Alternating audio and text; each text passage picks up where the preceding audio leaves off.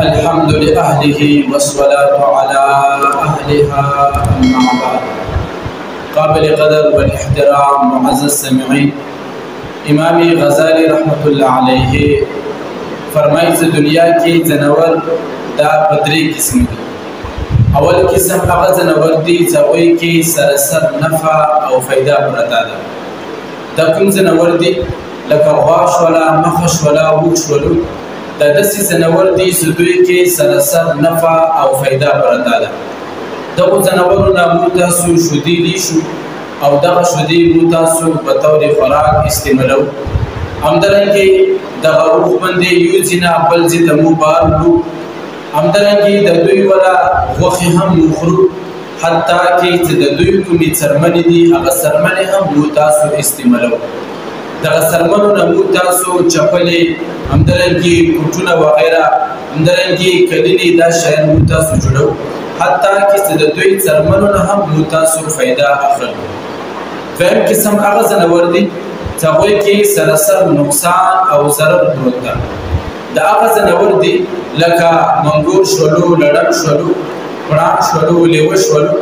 دا داسې ځناور دي چې دوی کې سراسر نقصان او ضرر پروت ده. په هر ټیم کې دغه انسان ته یو بل ځناور ته نقصان او ضرر ورکوي. او دریم قسم امام غزالی رحمت الله علیه فرمایي چې هغه ځناور دي چې هغوی کې نه نقصان شته او نه ورکې څه فایده شته. د هغه ځناور دي لکه وړه، کوتري شولو، پیشوانې شولې مو تاسو کورونو کې. دا داسې ځناور دي چې دا نه چاته فایده ورکوي او نه چاته نقصان ورکوي. اوس امام غزالی رحمت الله علیه انسان ته مخاطب کیږي چې انسانه ته الله تعالی اشرف المخلوق پیدا کړی او ته اشرف المخلوقات کېدو ثبوت ورکړه. اے انسانه د الله تعالی کوم احکامات او د نبی علیه السلام کوم فرامین دي دا په سرو سترګو باندې قبول کړه. اے انسانه که ته بیا خپل ځان اشرف المخلوقات کې نه حسابوې او ته خپل ځان ځناورو کې شمارئ، نو انسانه بیا داسې وکړه چې اول قسم کوم ځناور دي دوی کې خپل ځان شمار کړه. اول قسم هغه ځناور وو چې هغوی کې سراسر نفع او فایده پرته وه.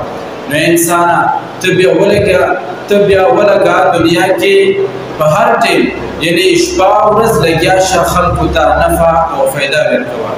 اے انسانه که ته بیا اول قسم ځناورو کې ځان نه شمارئ، بلکې که بیا ته اول قسم ځناورو کې ځان نه شمارئ، نو بیا داسې وکړه چې دریم قسم کوم ځناور دی دوی کې ځان شمار کړه.